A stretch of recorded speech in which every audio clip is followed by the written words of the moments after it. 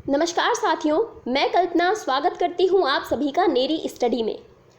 जैसा कि मैं पहले भी बहुत सारे वीडियोस बना चुकी हूं और आज ये जो वीडियो है ये आधारित है राज्यों के पूर्ण अवलोकन पर।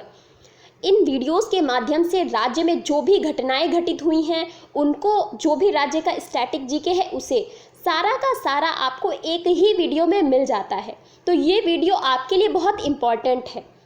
आज जो टॉपिक मैं कवर कराने जा रही हूँ वो है उत्तर प्रदेश, क्योंकि उत्तर प्रदेश टॉपिक की मांग छात्र बार बार कर रहे थे कि सारे स्टूडेंट्स कह रहे थे पहले उत्तर प्रदेश को कवर कराया जाए।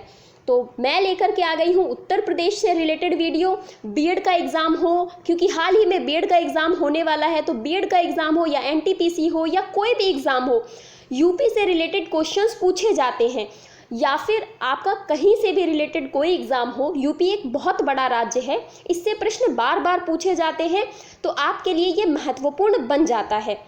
तो स्टार्ट करते हैं हमारा आज का टॉपिक, जिसमें हम उत्तर प्रदेश के सभी तथ्यों को कवर करेंगे। आप कॉपी पेन रेडी रखिए और जो भी मैं बता रही हूँ उसे बिल्कुल नोट करते चलिए।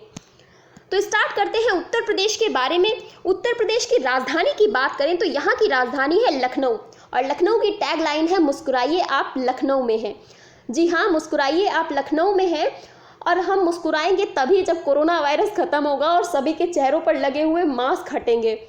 तो उसके लिए हमें ही प्रयास करना है कि हमें थोड़ा दूर रहना है, सामुदायिक दूरी बनाए रखना है, और जितना ज़्यादा हो सके आप बाहर ना निकलें, तो उतना जल्दी कोरोना ख़त्म होगा। तो लखनऊ की बात करते हैं, ये उत्तर प्रदेश की राजधानी है। स्थापना की बात करें तो 24 जनवरी 1950 को उत्तर प्रदेश की स्थापना की गई थी। 24 जनवरी 1950 को उत्तर प्रदेश की स्थापना की गई थी।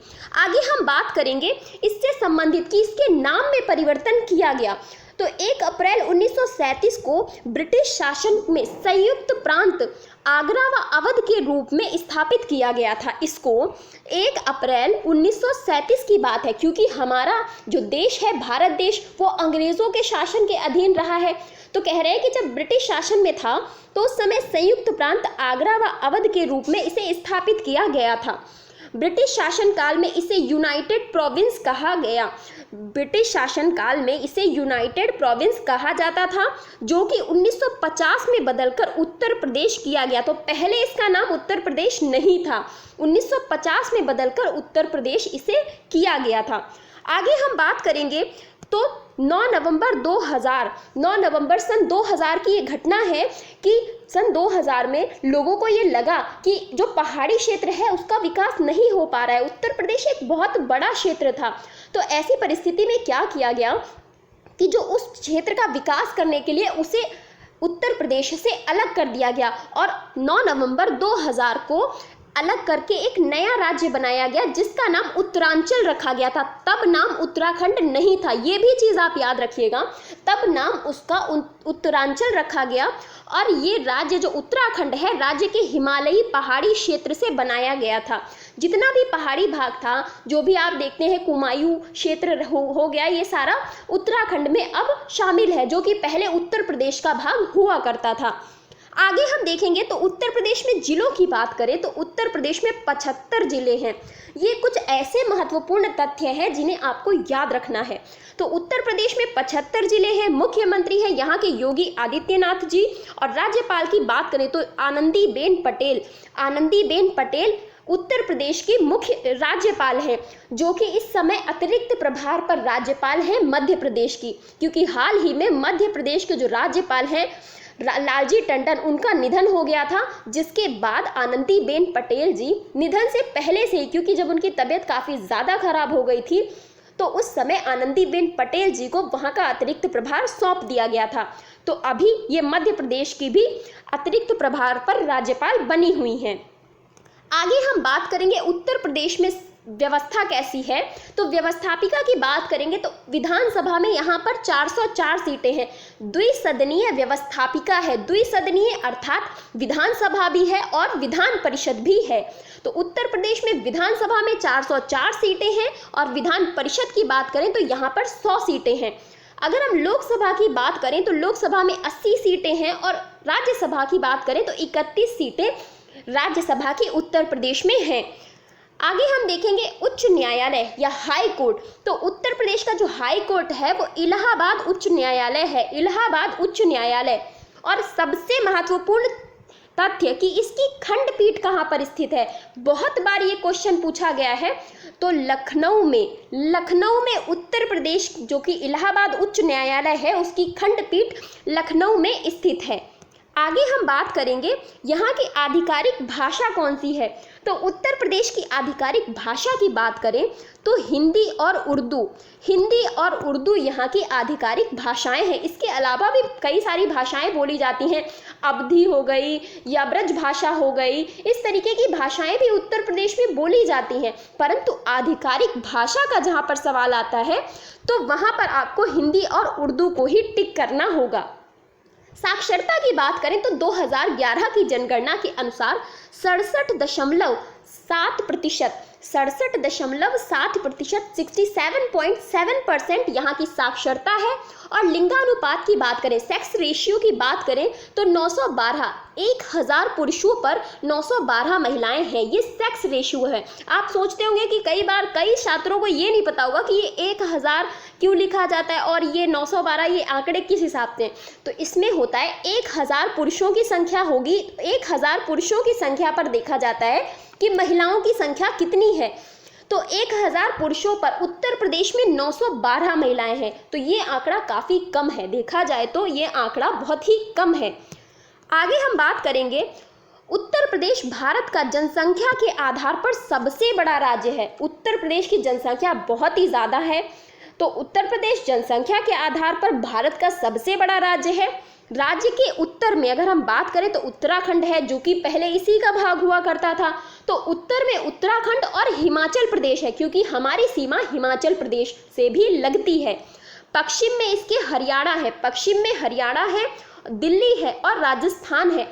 हरियाणा, दिल्ली, राजस्थान पश्चिम में है और दिल्ली एक यूनियन टेरिटरी है, संघ शासित प्रदेश। तो अगर आपसे ऐसे पूछा जाए कि वो कौन सा संघ शासित प्रदेश है जिससे उत्तर प्रदेश की सीमा लगती है, तो उत्तर क्या होगा, दिल्ली होगा। इसके बाद दक्षिण में इसकी सीमा मध्य प्रदेश और छत्तीसगढ़ से लगती है, मध्य प्रदेश, एमपी और छत्तीसगढ़ से लगती है। और पूर्व में इसकी सीमा बिहार और झारखंड से लगती है। तो ये वो राज्य हैं और इनकी ये स्थिति है कि किस दिशा से ये उत्तर प्रदेश से सटे हुए हैं।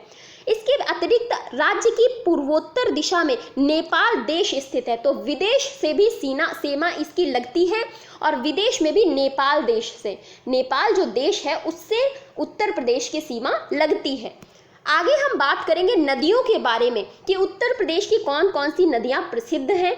तो उत्तर प्रदेश में गंगा है, यमुना है, बेतवा है, केन, चंबल, घाघरा, गोमती और सोन नदियां, ये नदियां उत्तर प्रदेश की बहुत ही प्रसिद्ध नदियां हैं। गंगा नदी, यमुना नदी, बेतवा नदी, केन नदी, चंबल नदी, घाघरा नदी, गोमती नदी और सोन नदी। और यदि उत्तर प्रदेश की राजधानी लखनऊ की बात करें तो ये लखनऊ गोमती नदी के किनारे ही स्थित है। गोमती नदी के किनारे बसा हुआ शहर कौन सा है, तो लखनऊ है। और इसके अलावा भी बहुत सारे शहर हैं, लेकिन ये राजधानी है इसीलिए ये महत्वपूर्ण है। आगे हम बात करेंगे मंडल की। तो उत्तर प्रदेश में मंडलों की संख्या है 18। उत्तर प्रदेश में कुल 18 मंडल हैं। एक बार इनका नाम भी देख लेंगे। तो उत्तर प्रदेश में जो मंडल है, अलीगढ़ मंडल है, बस्ती मंडल है, बरेली मंडल है। अलीगढ़ मंडल, बस्ती मंडल, बरेली मंडल, इसके साथ साथ मिर्जापुर मंडल। आगे बात करेंगे तो मुरादाबाद मंडल है, मुरादाबाद मंडल, मेरठ मंडल, लखनऊ मंडल, वाराणसी मंडल। तो आप देख रहे होंगे जितने भी थोड़े बड़े शहर हैं उनको मंडल बनाया गया है।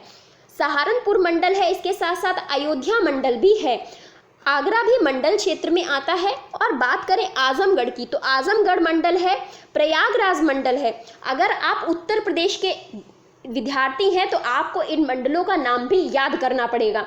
बाकी अदर स्टेट्स वालों के लिए उतना ज़रूरी नहीं है, लेकिन अगर आप उत्तर प्रदेश के स्टूडेंट हैं तो आपको इन मंडलों का नाम एज इट इज़ याद रखना होगा। इसके अलावा कानपुर मंडल है, गोरखपुर मंडल है। आगे हम बात करें तो चित्रकूट मंडल है, झांसी मंडल है और देवी पाटन, जी हाँ देवी पाटन भी मंडल है। तो ये कुल 18 मंडल उत्तर प्रदेश में स्थित हैं। आगे हम बात करेंगे शास्त्रीय नृत्य की। तो उत्तर प्रदेश के पास एक शास्त्रीय नृत्य भी है जो कि है कथक।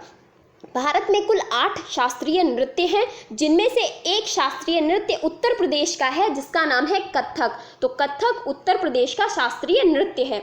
लोक नृत्यों की बात करें तो लोक नृत्य भी उत्तर प्रदेश में बहुत सारे हैं और ये लोक नृत्य बार बार परीक्षाओं में पूछे गए हैं, इसीलिए आपको सारे लोक नृत्यों का नाम पता होना ज़रूरी है। तो मयूर नृत्य, रासलीला, नौटंकी, ये रासलीला तो आप लोगों ने देखी भी होगी, बहुत बारी देखी होगी ये रासलीला। तो मयूर नृत्य, रासलीला, नौटंकी, धोबिया नृत्य, चरकुला नृत्य बुंदेलखंड क्षेत्र का नृत्य है। इसके साथ साथ हम देखें कटफोड़वा नृत्य, जोगिनी नृत्य, धीवर नृत्य, कटफोड़वा नृत्य, जोगिनी नृत्य और धीवर नृत्य।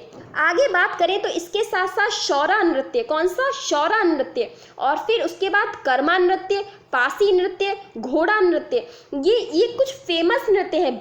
वैसे तो उत्तर प्रदेश बहुत बड़ा प्रदेश है, बहुत सारे जनजातियां हैं, उनके कई प्रकार के लोक नृत्य हैं, प्रचलित हैं, इतनी पुरानी संस्कृति है उत्तर प्रदेश की, परंतु ये कुछ महत्वपूर्ण नृत्य हैं जो परीक्षा की दृष्टि से बहुत महत्वपूर्ण है। तो घोड़ा नृत्य के बाद आता है धुरिया नृत्य, छोलिया नृत्य, छपेली नृत्य और नटवरी नृत्य। ये सारे के सारे एग्जाम्स में पूछे गए हैं। धुरिया नृत्य, छोलिया नृत्य, छपेली नृत्य, नटवरी नृत्य। इसके बाद आगे आता है दीप नृत्य, पाई डंडा नृत्य, कलाबाज नृत्य और ढरकहरी नृत्य। कलाबाज नृत्य और ढरकहरी नृत्य, ये कुल 17 ऐसे नृत्य हैं जो मैंने एग्जाम्स में बार बार रिपीट होते हुए देखे हैं। तो आप इनको नोट्स में ज़रूर लिखिए और याद करिए, ताकि आपसे पूछा जाए तो आप बता सकें कि पाई डंडा नृत्य कहाँ का है, तो उत्तर प्रदेश का है। जितने भी NTPC या इस तरीके के एग्ज़ाम्स होते हैं, बीएड का ही एग्ज़ाम आप ले लीजिए, तो इनमें ये सारे प्रश्न पूछे जाते हैं कि कौन सा लोक नृत्य कहाँ प्रचलित है। तो आपके लिए याद करना बहुत ज़रूरी है। आगे हम बात करेंगे कला और शिल्प के बारे में। तो उत्तर प्रदेश में बहुत सारे ऐसे स्थान हैं जहाँ की कुछ ऐसी शिल्प हैं या कलाएँ हैं जो प्रचलित हैं। जैसे अलीगढ़ का ताला बहुत प्रचलित है, फिरोजाबाद की चूड़ियाँ प्रचलित है। अलीगढ़ का ताला प्रचलित है, फिरोजाबाद की चूड़ियाँ प्रचलित हैं।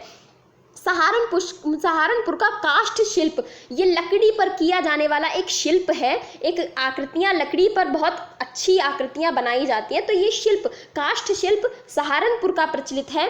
पिलखुवा की हैंड ब्लॉक प्रिंट की चादरें, पिलखुवा की हैंड ब्लॉक प्रिंट की चादरें बहुत प्रचलित हैं। वाराणसी की साड़ियाँ, रेशम की साड़ियाँ, सभी ने पढ़ा होगा वाराणसी की साड़ियाँ, रेशम व जरी का काम, ये वाराणसी का प्रचलित है। लखनऊ की बात करें तो कपड़ों पर चिकन का जो कढ़ाई का काम होता है, कहते हैं ना लखनऊ में चिकन 2 तरह का प्रचलित है, एक खाने वाला और एक पहनने वाला। तो लखनऊ का कपड़ों पर चिकन की कढ़ाई का काम। रामपुर का पेच वर्क, ये रामपुर का पेच वर्क। मुरादाबाद के पीतल के बर्तन, यदि कोई मुरादाबाद का होगा तो उसे पता होगा, पूरे मुरादाबाद में पीतल के बर्तनों की बहुत बड़ी बड़ी शॉप्स हैं, मैंने भी देखी हैं।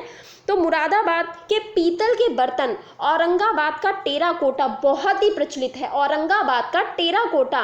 और मेरठ की कैंची, तो भाई किसी को कैंची लेनी हो तो वो मेरठ से लेना, क्योंकि वहाँ की प्रचलित है।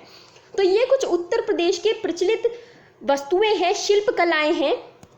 आगे हम बात करेंगे राजकीय पशु की। तो राजकीय पशु है उत्तर प्रदेश का बारहसिंगा।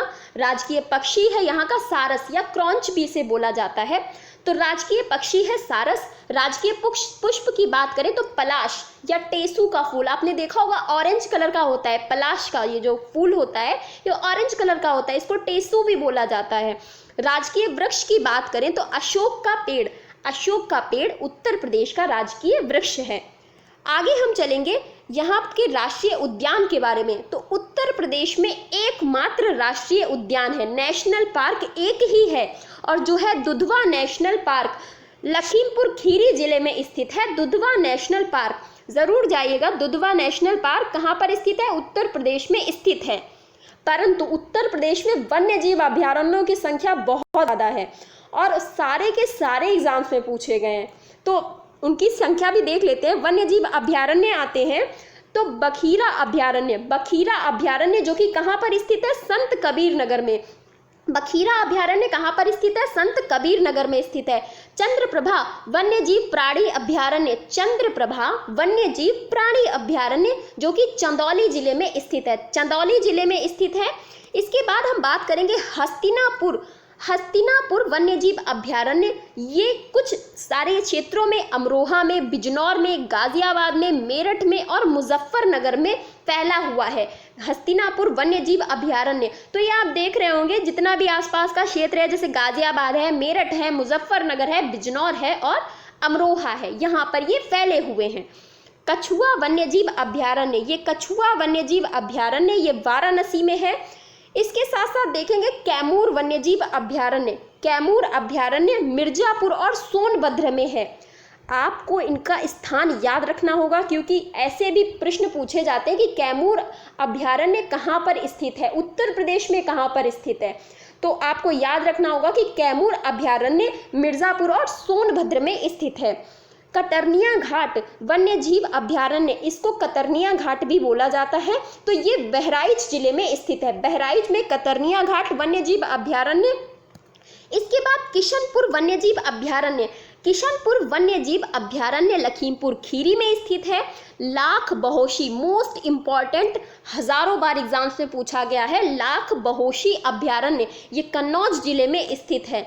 महावीर स्वामी अभयारण्य ललितपुर जिले में, महावीर स्वामी अभयारण्य ललितपुर में स्थित है। आगे देखेंगे तो राष्ट्रीय चंबल वन्यजीव अभयारण्य आगरा और इटावा जिलों में, राष्ट्रीय चंबल वन्यजीव अभयारण्य ये हाल ही में यहाँ पर घड़ियाल बहुत सारे पाए जाते हैं, तो उनके संरक्षण की बात कुछ अभी सामने आई थी हाल ही में। तो राष्ट्रीय चंबल वन्यजीव अभयारण्य कहाँ पर स्थित है? ये आगरा और इटावा जिलों में स्थित है।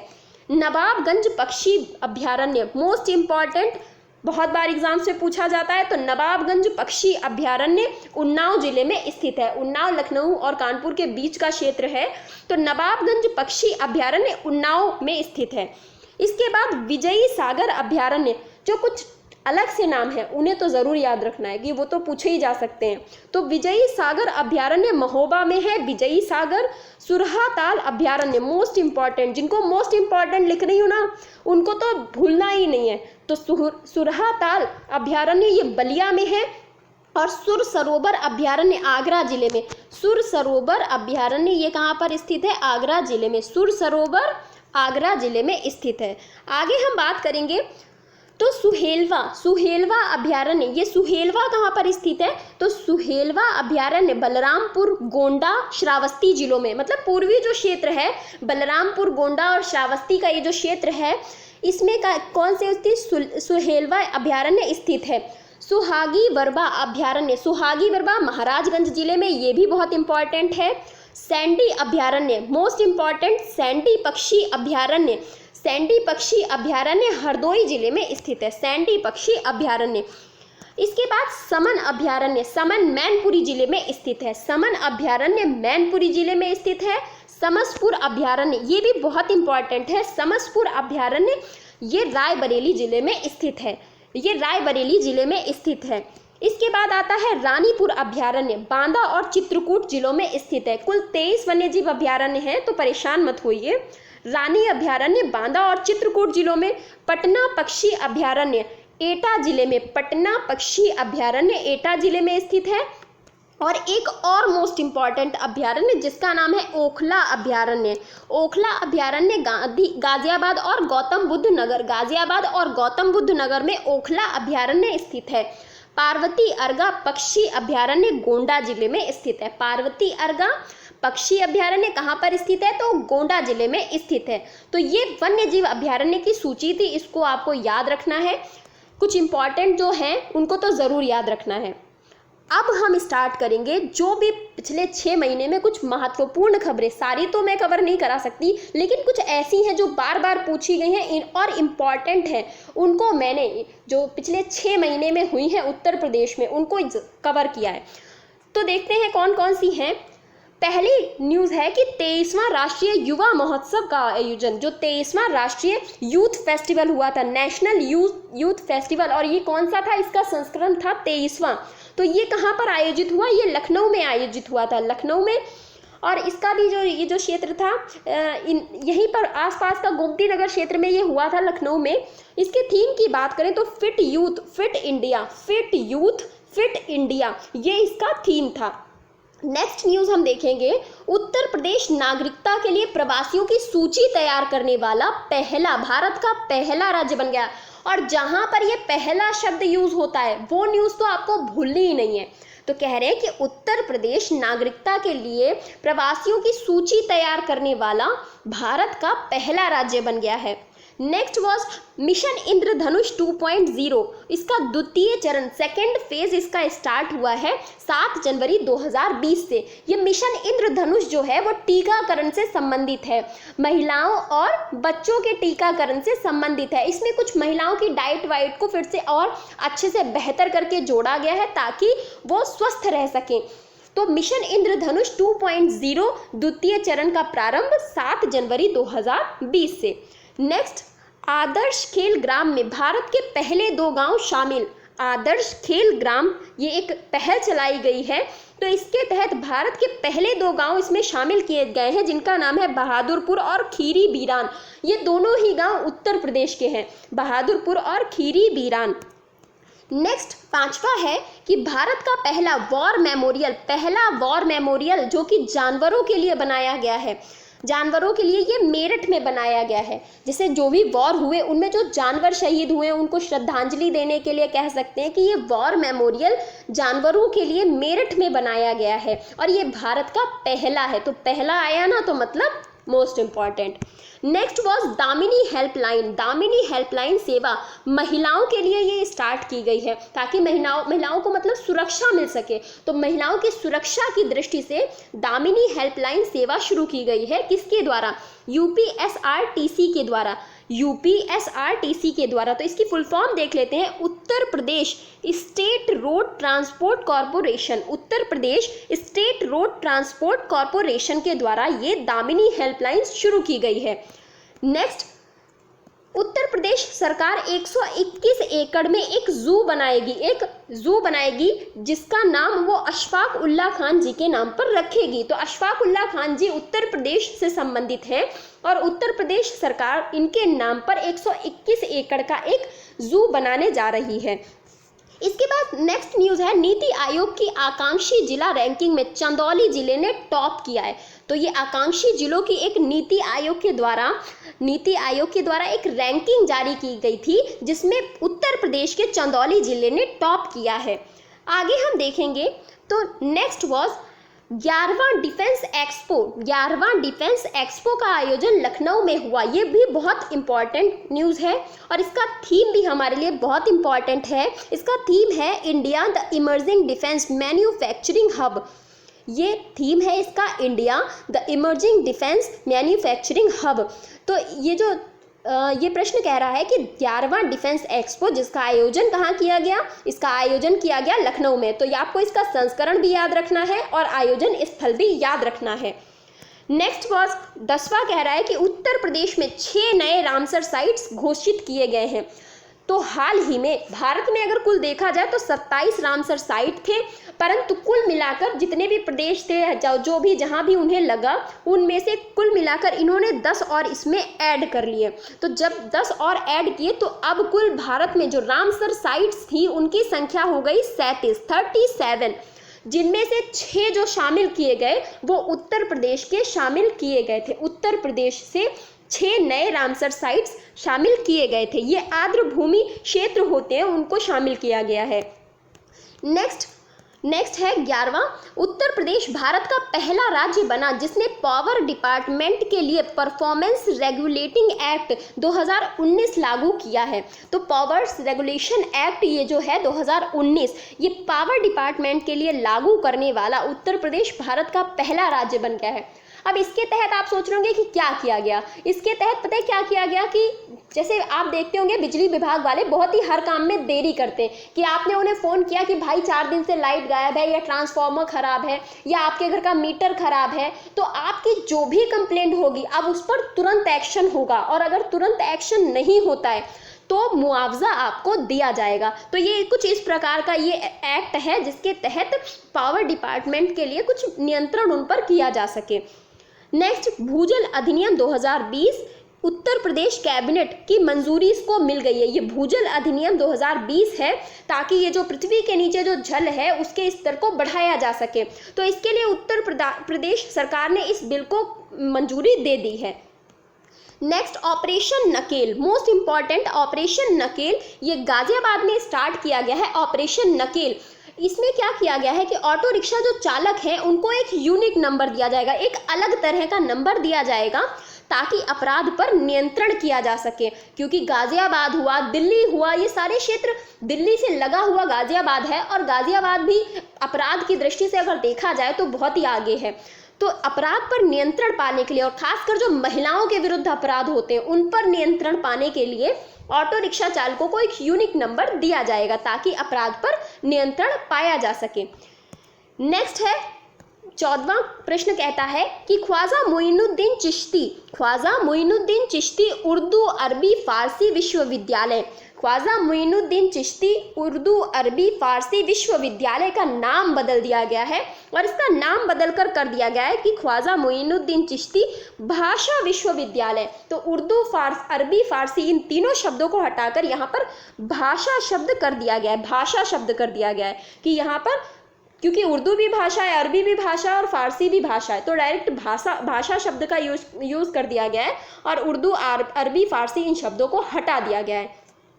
नेक्स्ट, साइबर सुरक्षा के लिए आईआईटी कानपुर ने एल&टी टेक्नोलॉजी सर्विसेज के साथ एमओयू पर हस्ताक्षर किए, एक समझौते पर हस्ताक्षर किए हैं जो साइबर सुरक्षा से संबंधित है। तो आईआईटी कानपुर ने एल&टी टेक्नोलॉजी सर्विसेज के साथ में ये समझौता किया है, मेमोरेंडम ऑफ अंडरस्टैंडिंग एमओयू पर साइन किए हैं। नेक्स्ट, प्रश्न संख्या 16 क्या कहता है कि 16वीं न्यूज़ जो है वो कह रही है उत्तर प्रदेश कोविड-19 पूल टेस्टिंग प्रारंभ करने वाला पहला राज्य बना। अब इससे संबंधित थोड़ा कंफ्यूजन हो जाता है कि पहले स्टार्ट कहाँ हुआ, पहले परीक्षण कहाँ हुआ। तो ये कह रहे हैं कि पूल टेस्टिंग प्रारंभ करने वाला मतलब अनुमति देने वाला, एक तरीके से आप समझ सकते हैं, या शुभारंभ करने वाला। तो उत्तर प्रदेश कोविड-19 पूल टेस्टिंग प्रारंभ करने वाला पहला राज्य बना है। नेक्स्ट देखेंगे, सामुदायिक रसोई घर को जियो टैग करने वाला राज्य, पहला राज्य जो बना है वो उत्तर प्रदेश बन गया है। सामुदायिक रसोई घर को जियो टैग करने वाला, तो इसके लिए इन्होंने गूगल मैप के साथ में समझौता किया है उत्तर प्रदेश सरकार ने, ताकि जो सामुदायिक रसोई घर हैं तो इसके द्वारा, जैसे आप गूगल मैप में सर्च करेंगे कि सामुदायिक रसोई घर कहाँ कहाँ है, तो आपको पता चल पाएगा कि कहाँ कहाँ पर सामुदायिक रसोई घर है, तो उसको उसकी जियो टैगिंग कर दी है। नेक्स्ट हम देखेंगे उत्तर प्रदेश वर्चुअल कोर्ट बनाने वाला पहला राज्य बना है। उत्तर प्रदेश में जो इलाहाबाद इसका कोर्ट है, तो कह रहे हैं कि वर्चुअल कोर्ट बनाने वाला मतलब वीडियो कॉन्फ्रेंसिंग के जरिए भी अब यहाँ पर कार्यवाही की जा सकेगी। तो वर्चुअल कोर्ट बनाने वाला पहला राज्य कौन सा बना है? उत्तर प्रदेश बना है। नेक्स्ट, KGMU भारत का पहला सरकारी अस्पताल बना जिसने प्लाज्मा ट्रीटमेंट का सफलतापूर्वक शुभारंभ किया है। यहाँ प्लाज्मा ट्रीटमेंट का सफलतापूर्वक शुभारंभ किया गया है और KGMU भारत का पहला सरकारी अस्पताल बन गया है। किंग जॉर्ज मेडिकल, इसका मेडिकल यूनिवर्सिटी करके कुछ नाम है, किंग जॉर्ज मेडिकल कॉलेज फिलहाल मैं तो जानती हूँ। तो ये भारत का पहला सरकारी अस्पताल बन गया है। तो ये कहाँ पर स्थित है? ये लखनऊ में स्थित है। KGMU ये लखनऊ में स्थित है।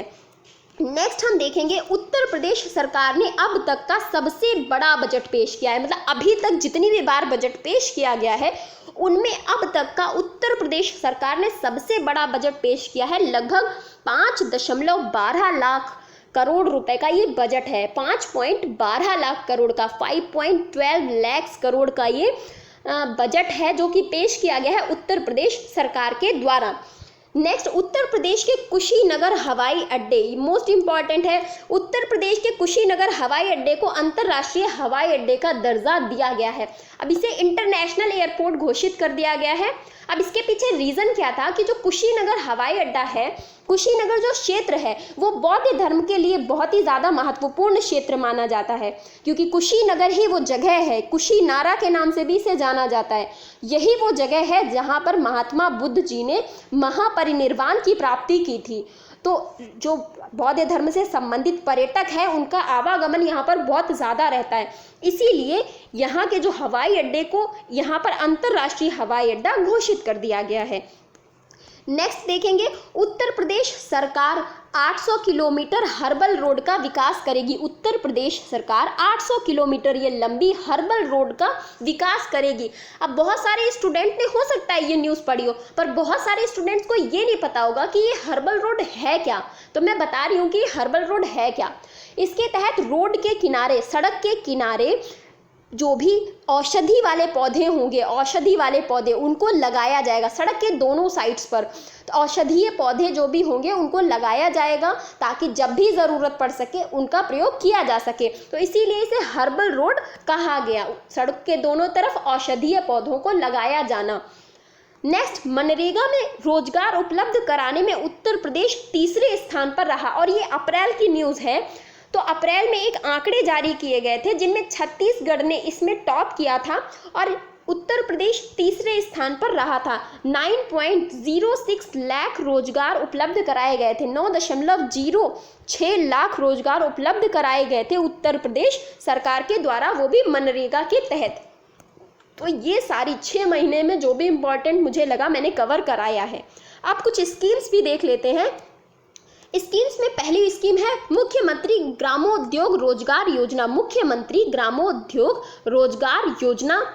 मानव संपदा पोर्टल, मानव संपदा पोर्टल, आपसे सिर्फ नाम पूछा जाएगा कि ये न्यूज़ मतलब ये जो पोर्टल है या ये जो योजना है ये कौन से सरकार की है, तो आपको पता होना चाहिए। मानव संपदा पोर्टल बाय उत्तर प्रदेश।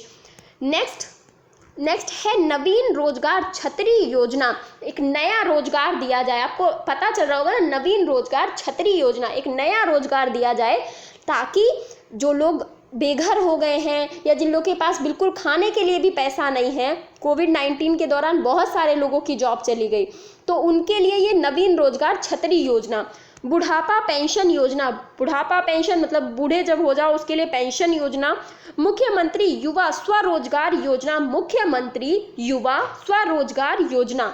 इसके अलावा दस्तक अभियान, मोस्ट इम्पॉर्टेंट पूछा गया है एग्जाम्स में, तो दस्तक अभियान किससे संबंधित है? उत्तर प्रदेश से संबंधित है।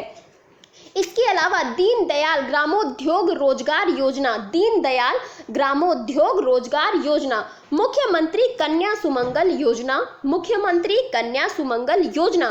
कोविड-19 के दौरान स्टार्ट किया गया टीम 11 कोविड-19 के दौरान स्टार्ट किया गया। आयुष कवच, ये भी कोविड-19 के दौरान स्टार्ट किया गया। प्रवासी राहत मित्र ऐप, कोविड-19 के दौरान स्टार्ट किया गया एक ऐप, प्रवासी राहत मित्र ऐप, जो भी बाहर से माइग्रेंट्स उत्तर प्रदेश में आए उनके लिए है ये। इसके साथ साथ में मुख्यमंत्री युवा हब, मुख्यमंत्री युवा हब ये भी उत्तर प्रदेश में स्टार्ट किया गया। मुख्यमंत्री कृषक दुर्घटना योजना, मुख्यमंत्री कृषक दुर्घटना योजना। ई मंडी योजना, ई मंडी बहुत इंपॉर्टेंट है, याद रखिएगा, उत्तर प्रदेश सरकार की है ई मंडी योजना। इसके अलावा गोधन योजना, गोधन योजना उत्तर प्रदेश सरकार की। सॉइल हेल्थ कार्ड, मृदा स्वास्थ्य कार्ड, ये भी उत्तर प्रदेश सरकार दे रही है। मृदा स्वास्थ्य कार्ड कि मतलब इसमें मृदा की जांच की जाएगी, फिर उसके अकॉर्डिंग आपको एक कार्ड दिया जाएगा कि आपकी मिट्टी कितनी स्वस्थ है, पता होना चाहिए किसानों को, तो ये उनके लिए है। हुनर हाट का आयोजन उत्तर प्रदेश सरकार के द्वारा। इसके अलावा skill on wheel, skill on wheel, skill on wheel किसके द्वारा? उत्तर प्रदेश सरकार के द्वारा। उत्तर प्रदेश वृक्षारोपण महाकुंभ योजना, बहुत सारे वृक्षों को लगाए जाने की ये योजना है, तो उत्तर प्रदेश वृक्षारोपण महाकुंभ योजना। राज्य कर्मचारी कैशलेस उपचार योजना, राज्य कर्मचारी कैशलेस उपचार योजना। और last but not the least, बाल श्रमिक विद्या योजना, बाल श्रमिक विद्या योजना ये भी जारी की गई थी उत्तर प्रदेश सरकार के द्वारा। तो ये था आज का सेशन जिसमें मैंने जो भी इम्पॉर्टेंट था यूपी से रिलेटेड वो कवर कराने का प्रयास किया है। अगर आपको लगे कुछ रह गया है तो आप मुझे प्लीज़ बताएं, ताकि अगर मैं एक सेकंड पार्ट भी ला दूंगी अगर कुछ रह गया होगा तो आप प्लीज़ कमेंट बॉक्स में मुझे ज़रूर बताइएगा। वीडियो को शेयर करिएगा जितना ज़्यादा हो सके, क्योंकि सबके लिए इम्पॉर्टेंट है। तो आप खुद ही देख करके मत रह जाइए, दूसरों तक शेयर करते रहिए। प्लीज़ आप ज़रूर शेयर करिए और मेरी स्टडी को ज़रूर सब्सक्राइब करें। Thank you so much.